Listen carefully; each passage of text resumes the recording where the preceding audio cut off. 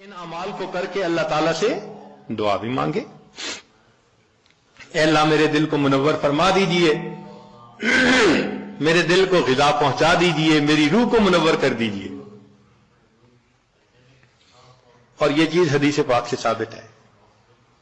نبی علیہ السلام جب فجر کی سنتیں ادا فرما کے مسجد میں تشریف لے جاتے تھے تو حدیث پاک میں ہے کہ راستے میں نبی علیہ السلام دعا مانگتے تھے، اللہم اجعل فی قلبی نورا وفی بصری نورا وفی سمعی نورا وعن یمینی نورا وعن شمالی نورا ومن خلفی نورا ومن امامی نورا واجعل لی نورا، اللہ مجھے ہی نور بنا دے۔ اب یہ دیکھیے کتنی اہم بات ہے، ہم میں سے کتنوں کا معمول ہے اس دعا کو پڑھنا؟ اللہ ماشاء اللہ بہت کم لوگ ہوں گے جو باقاعدہ پڑھتے ہوں گے۔ اللہ کے حبیب صلی اللہ علیہ وسلم نے تو ہمارے لیے یہ دعا سکھائی ہمیں۔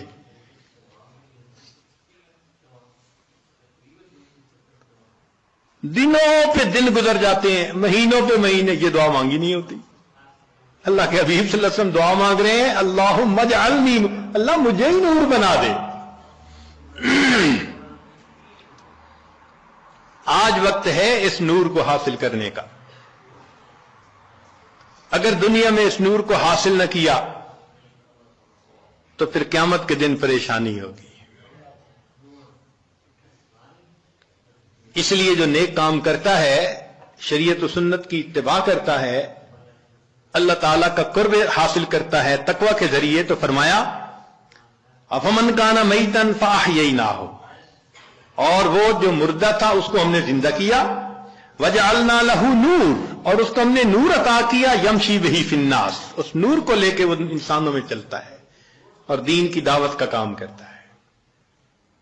تو اس نور کو دل میں لینا یہ انتہائی ضروری ہے ہمارے لیے،